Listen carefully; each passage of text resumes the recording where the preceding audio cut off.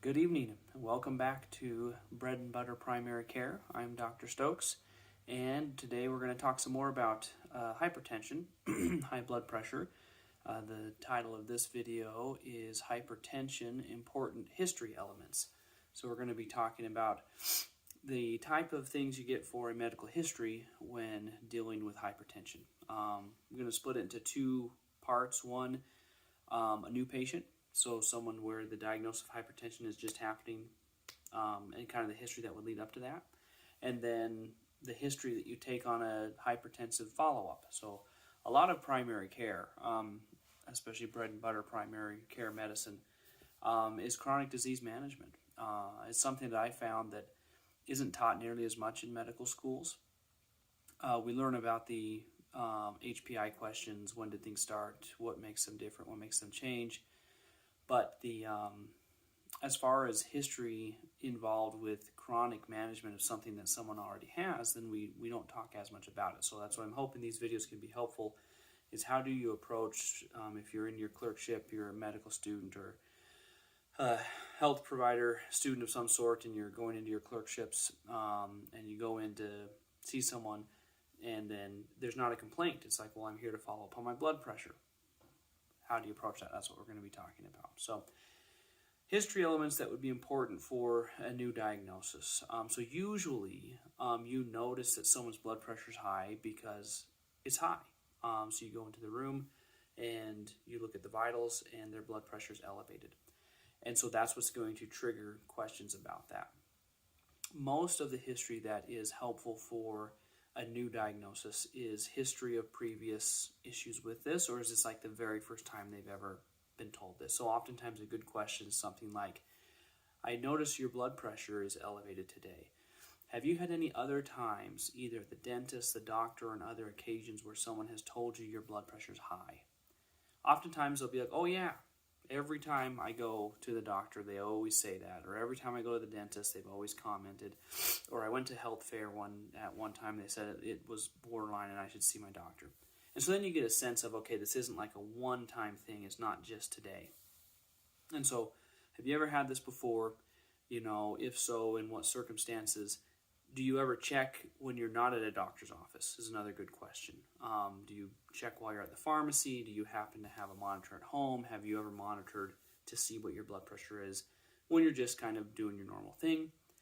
Most people who've never had diagnosis don't, but you never know, and maybe they could say, oh yeah, actually I have monitored and I've noticed this or that or the other. Sometimes they'll have a family member who's a nurse or a paramedic or something, and so they've been checked, or they work in a healthcare facility where they've been checked on a few occasions or something. So that's probably the most important thing. I mean, the history as far as chronic disease management is usually pretty straightforward. And so have you ever had this before? Have you ever noticed this on your own monitoring? Have you ever taken any medications before? Is this something that's ever been dealt with? And then you have a good sense of how to proceed.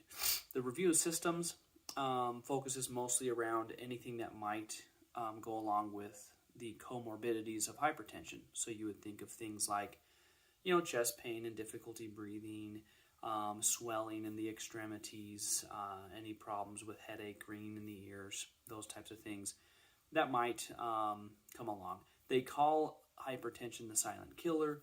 That's because it's silent. And so usually in a lot of cases there are no symptoms, there are no physical exam findings necessarily that go along with it, because it kind of happens under the surface and is not really noticeable. So that's kind of with a new patient who you're just diagnosed with hypertension.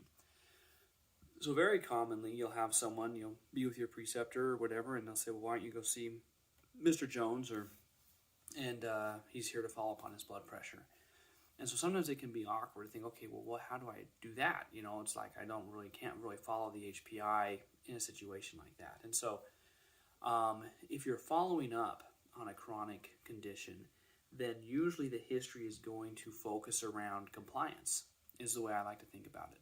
So you want to find out what are they taking, if anything. What lifestyle things are they doing? What medications are they taking? What natural things are they doing?